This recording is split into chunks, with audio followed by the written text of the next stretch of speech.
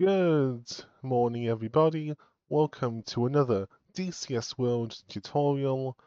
In today's video, we'll be covering waypoint entry and the use of Paveway 2 and Paveway 3 guided bombs.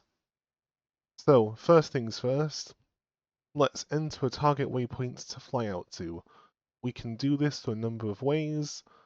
You can either receive coordinates from a wingman, or you can go on the F10 map and get them yourself.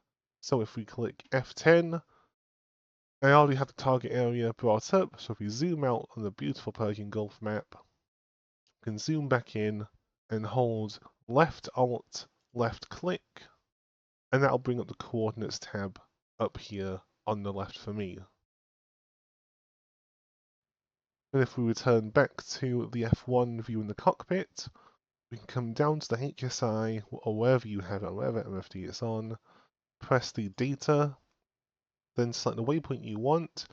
We'll be entering on the waypoint 4, then UFC, pos N for position, then enter either the 6-digit for lat long standard, or if you come down here and press precise, you can enter lat long precise. We'll do this method for today. So come down, type 2 for N, 2939, and press enter because it's precise. If you were doing the standard method, you just enter all 6 digits at once. But because we're doing lat long precise, we enter 4 digits, then another 4 digits. So 2939, and enter. And that'll populate the northing section there. Then for the easting, you either press east or west, 6 or 4. It says east here, so we'll go east. 5, 7, 2, 3, enter. 5, 7, 8. So that was an error there from the lag, from the frame drop there. I think DCS is having some issues. Hopefully ED will fix it out soon. 5, 7, 8, 2. There we go. So 29392939. And then 57235782. And finally for the elevation, you look at the altitude. The Hornet can either take feet or meters. Today we will choose feet because that offers a higher resolution since decimal meters is not an option for us here. So 6988 is the altitude of our target today. So now that we have a target location, we are ready to start learning about the bombs. Now, before we even take off from the USS Theodore Roosevelt, we must do a bit of startup on the ground. You'll do this by entering the hash key for communications, F8, F1, to bring up the rearming menu. Now, you'll select whatever bombs you have on.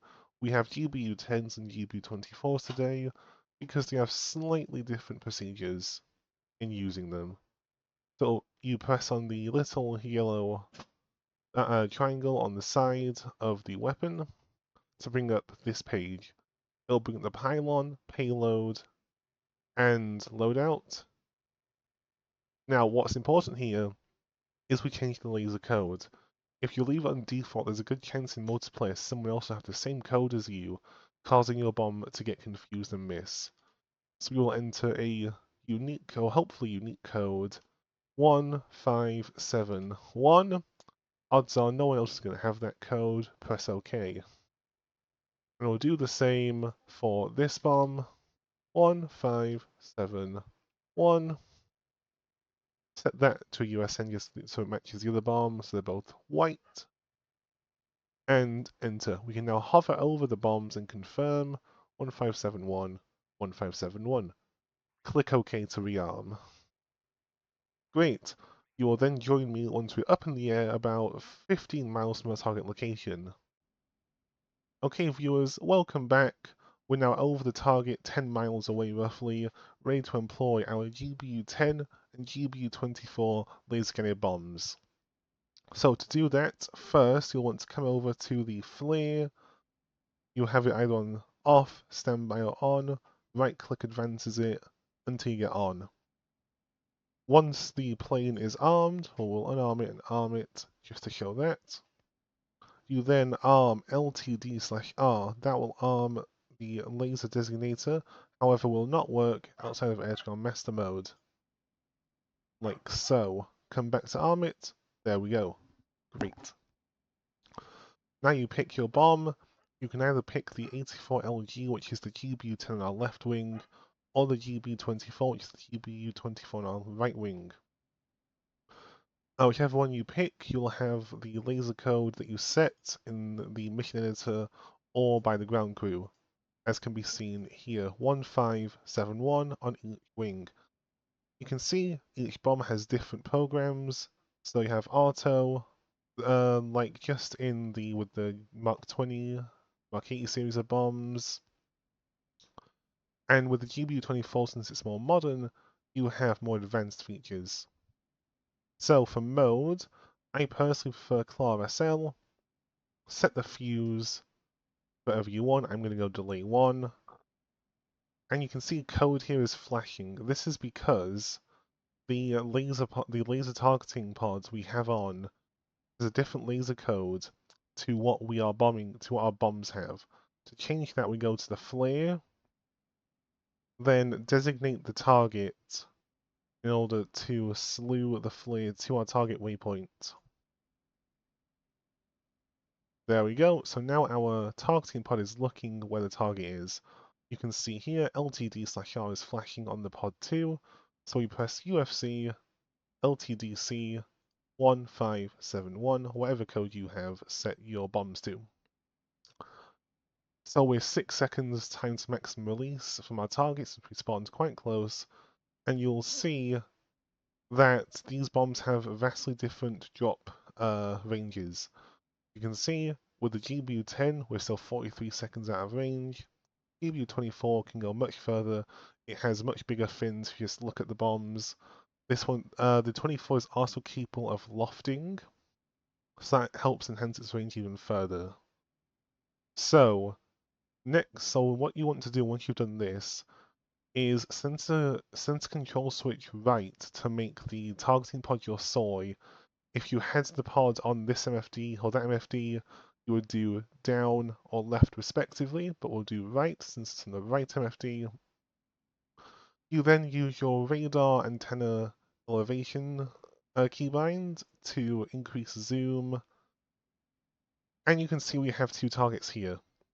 Now they're not too visible because we're in TV mode, so to change that we can enter IR mode, which will make them pop out against the scenery more since they're detecting the infrared heat signatures of the vehicles. Sensor control switch right again, puts it into scene mode, zoom in a final time to the maximum zoom of this pod, and enter auto mode with sensor control switch right a final time. TDC depress locks the current target as your sensor point of interest or SPI, and you can see TMR has gone down slightly since the target is slightly closer than the actual target waypoint we made earlier. So you'll unpause and fly towards the target. You'll see once we get in range, the dashed line will become not dashed like that, and we can now drop the bomb. So we'll look at the right wing, press the pickle button,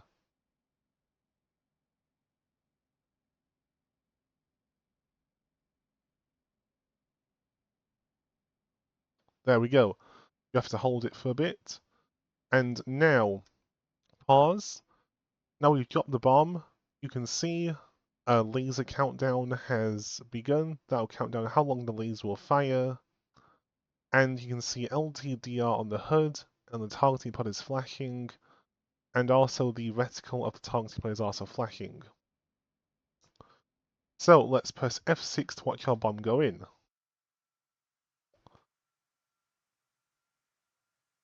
So, assuming we did this correctly, this should now be guiding towards the bomb. You see it has those massive big fins giving it significantly more range than the older Paveway 2 bombs, which is the GBU 10, 12, and 16. There's the target, it's going in, that should hit directly bang on center. And shack, that is one dead BTR. There. So, now we've done that, we can safe and unsafe the laser to stop it firing and overheating, but let's use it again. Zoom out, sensor control switch right, right again to enter scene, slew it over onto the second target, sensor control switch right, TDC depress, and selects the 84LG. Now this bomb drops pretty much the exact same as a Mark 80 series dumb bomb, which I showed you how to use in episode 3 of our series. The only difference is, of course, it is a Mark 80 with the kit on. You can actually see the Mark 84 underneath the kit.